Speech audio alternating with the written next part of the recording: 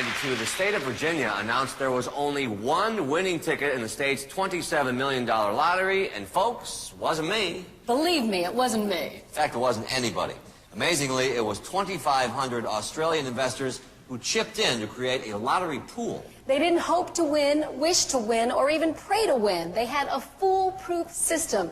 They knew they were going to win $27 million. And they did. Here's how. They did it by beating the Virginia lottery with a perfectly legal system. First, the 2,500 Australian investors chipped in $4,000 per share to create a lottery fund called the ILF. So let's play lotto. Our first number is... Then they retained the services of Stefana Mendelia, the winningest lottery player on Earth. His computer-driven system had already won $25 million around the world. How does Mendel's system work? Essentially, we cover every possible combination. Mendel's seemingly simple system broke no existing laws. In fact, he won the Sydney lottery twice before Australia actually passed a law against the system. So the International Lottery Fund turned to the U.S. For a year and a half, they stalked Virginia. Why Virginia? First, the odds were better.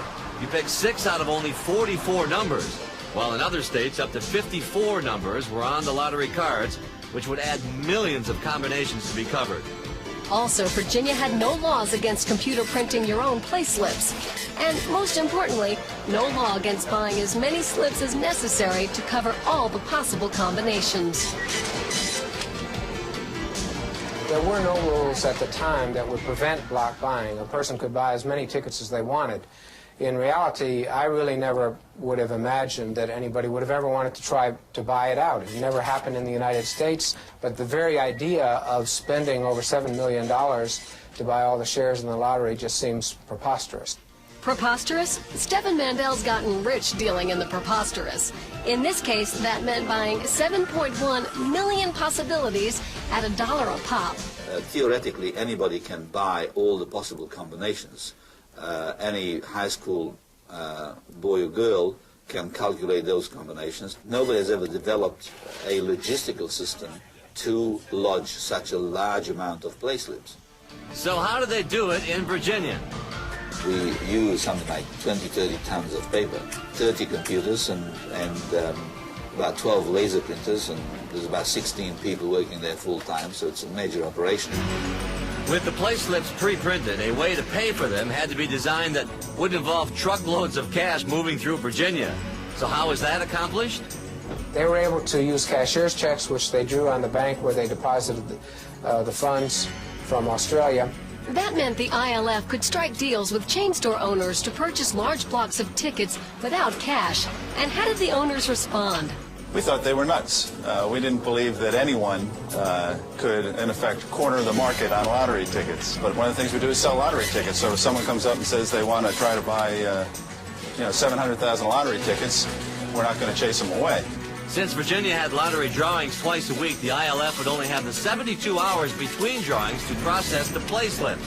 They needed couriers who were good with numbers, so how'd they handle this problem? They hired dozens of accountants. We told that we were going to be purchasing lump sum big blocks of lottery tickets, and until we got down there and actually saw what we were going to be doing, you couldn't fathom it, really.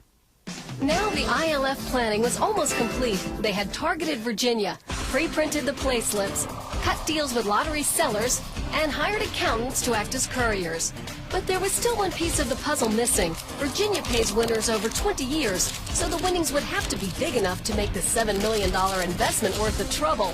Their target was a prize of $27 million. So let's play lotto. Our first number is number 13. The ILF's man on the ground in Virginia was an athlete Alex, an oil man and former paratrooper. He took command of the military operation. I flew in Sunday to alert my agents that there was a possibility if the lottery rolled on Wednesday, we'd have a go. They told us to listen for the news the next morning, and I think it was 5 or 6 o'clock, and if there wasn't a winner, to get in your car and drive down to Norfolk. On Wednesday, the jackpot, now at $15.9 million, went unclaimed again. The ILF decided it was now high enough to justify their investment. So they seized the moment and went for it. It's showtime. That meant that everybody all over Virginia was heading towards the Kroger Center. Number 19. Kroger Center was a local business park that served as a command post for the operation. It sat smack in the middle of the playing field.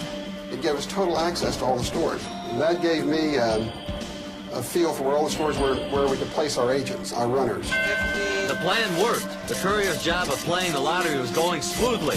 For over 2 days, they were processing 100,000 tickets an hour, but to be foolproof, they had to be sure to purchase all the possibilities. They had covered about 6 million combinations when disaster struck. There's 8. First thing happened, we had part of a chain quit on us. When the store quit selling their pre-printed slips, the ILF had only 90% of the combinations covered. All the computer brilliance, advanced planning, and last-second panic buying couldn't hide the fact that they could now lose big time. 11. But at the end, the bottom line was, as anything that you deal with chance, it was luck. And our last number is 20. We had 5 guys looking through the boxes for the ticket. When the $27 million ticket come up, everybody was 6 feet off the ground. It was the most incredible thing in the world. But while they sweated out the result in Virginia, back in Australia, the ILF mastermind, unaware of the million unpurchased tickets, remained calm. We were the only winners, and that was it. It's a testimony to their computer skills, to their mathematical skills, that they were able to pull this off. That doesn't change the fact that I hope they don't come back. Pretty good, pretty good. Pretty good? It gets even better. Those 2,500 people have actually won more than $27 million. How'd they do that? The answer is the 3, 4, and 5 number combinations that the lottery offered also paid off. Don't spend that money in one place. We'll be right back.